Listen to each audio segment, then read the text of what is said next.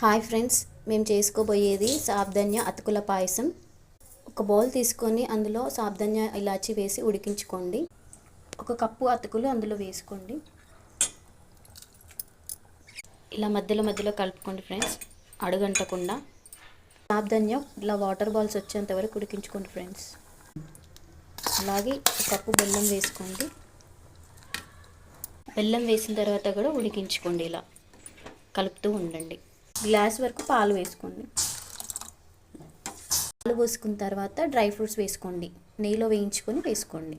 పూజ అయిపోయిందండి, నైవేద్యం కూడా పెట్టేశాము. హారతి ఇస్తుంది మక్క, చూడండి.